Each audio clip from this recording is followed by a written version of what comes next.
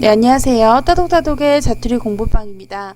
오늘 배우실 내용은요. 6학년 1학기 5단원 원의 넓이 두 번째 시간 지름 구하기입니다. 자, 원주율을 이용해서 지름을 한번 구해 볼 거예요. 지난 시간에 제가 원주율은 항상 일정하고 원의 크기와 상관없이 동일하게 간다라는 것을 말씀드린 적이 있었어요. 그래서 원주율을 구하는 것은 원주에서 지름을 나누면 된다라고 설명을 드렸었는데요. 자, 이 식을 가지고 지름을 구하는 거예요. 자, 지름은 여기 있네요. 이 지름을 구하기 위해서는 어떻게 해야 될까요? 자, 원주에서 지름을 나눠서 원주율이 나오는 거기 때문에 원주에서 원주율을 나누면 지름이 나와요. 반대로.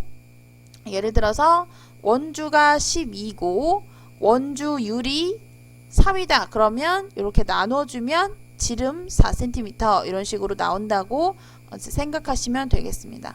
자, 원주를 알 때 원주와 지름의 관계를 이용해서 지름을 구할 수 있어요. 자, 지름을 한번 우리가 실제로 구해볼까요? 자, 물건의 원주율을 이용해서 지름을 구할 건데요.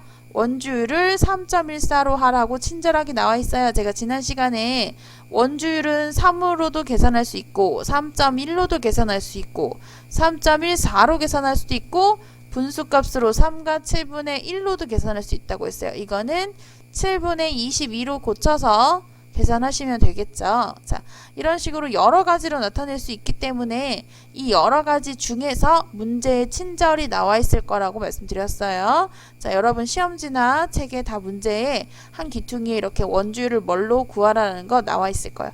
만약에 나와 있지 않으면 3.14가 제일 보편적인 값이기 때문에 3.14로 계산하시면 되고요. 자, 물건의 이름을 한번 봅시다. 자, 왼쪽에 있는 파란색 모양은요, 여러분 잘 보이시는지 모르겠는데 병뚜껑이에요. 자, 그리고 오른쪽에 있는 것은 옥색깔로 되어 있는 옥팔찌인가 봐요. 팔찌네요. 네, 병뚜껑의 원주를 아까 말한 실 모양으로 실로 이렇게 쟀을 수도 있고요. 여러 가지 방법이 있어요. 자, 그런데 어쨌든 원주를 구했고요. 그리고 팔찌의 원주도 요 둘레도 이렇게 구했어요.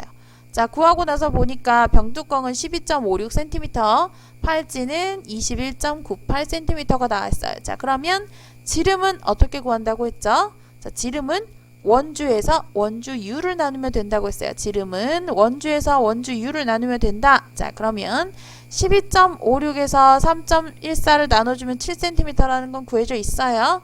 자, 그러면 마찬가지로 12.56 나누기 3.14. 자, 이렇게 하시면 되는데요. 3.14 이렇게 나눠주시면 되는데 여기 소수점 있으면 안 되죠. 하나, 둘, 두 칸 이동하고요.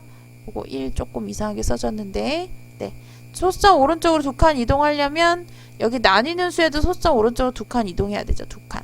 자, 그럼 1256에 314가 몇 번 들어가는지 찾으시면 되고요. 자, 딱 봐도 4번 들어가게 생겼어요. 자, 그래서 314 곱하기 4 하면 1256 딱 나오고요. 여러분도 계산해 보세요. 나누어 떨어지니까 지름은 4cm다 라는 거 구할 수 있어요. 자, 여기서도 알 수 있는 점은 뭘까요? 자, 여기서도 알 수 있는 점은 원주가 크면 지름도 크다 라는 거 알아내실 수 있어요. 그리고 원주율은 지름이나 원주와 상관없이 항상 동일하다 라는 것도 이해하실 수 있을 거예요. 자, 다음 설명해 드릴게요. 자, 이번에는 지름과 원주의 관계예요. 자, 지름과 원주의 관계. 어떤 관계가 있을까요? 자, 여러분 이미 다 알고 계세요. 그래도 차근차근 한번 같이 봅시다.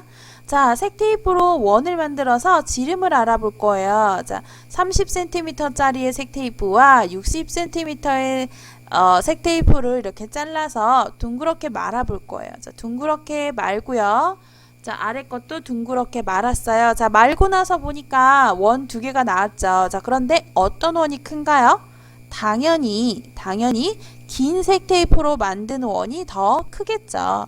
자, 그러면 지름은요, 원의 중심을 지나서 그 원의 한 가장자리에서 원의 중심을 지나서 다른 가장자리까지, 또 아래 것도 마찬가지로 원의 가장자리 한 점에서 원의 중심을 지나 다른 가장자리의 한 점까지 이렇게 가는 것이 지름이죠.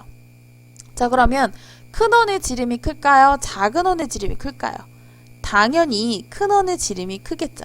자, 원주율을 3이라고 놓는다고 하면 우리가 실제로 이 길이를 재보지 않아도 지름의 길이를 알 수 있어요. 자, 원의 둘레가 30이고요. 원주율을 3으로 계산하라고 했으니까 3으로 나눠주면 지름의 길이가 10cm가 되어야 해요.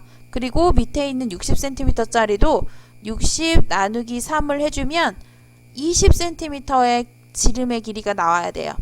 자, 이렇게 나오고 나서 뭔가 비교할 만한 게 생겼어요. 자, 뭐가 생겼냐면 우리가 지름의 길이가 원주가 길면 길수록 지름의 길이도 크다고 했어요. 자, 그런데 일정하게 커지는 것까지도 알아낼 수 있어요. 자, 전체 색테이프 길이가 30cm와 그리고 60cm짜리가 서로 2배라는 걸 알 수 있죠. 곱하기 2 돼서 60이 되었죠. 자, 그러면 지름도 마찬가지로 어떻게 됐나요? 지름도 동일하게 곱하기 2 되었어요.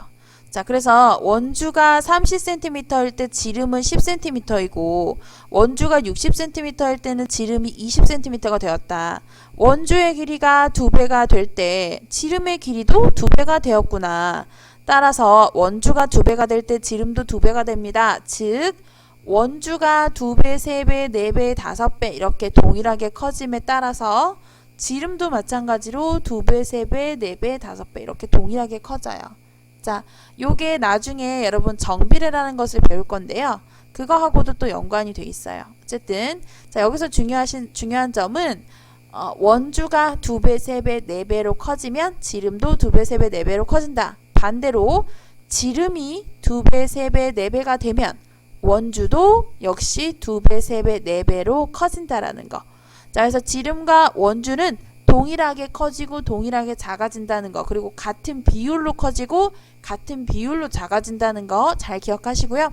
자, 여기서 또 중요한 점은 원주율은 어때요? 원주율은 변하지 않는다라는 거.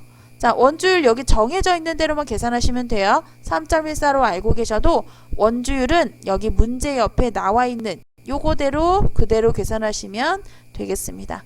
네, 오늘은 여기까지 설명할게요. 지름과 원주와 원주율 사이의 관계를 잘 이해하셨으면 좋겠습니다. 네, 다음 시간에 뵐게요. 감사합니다.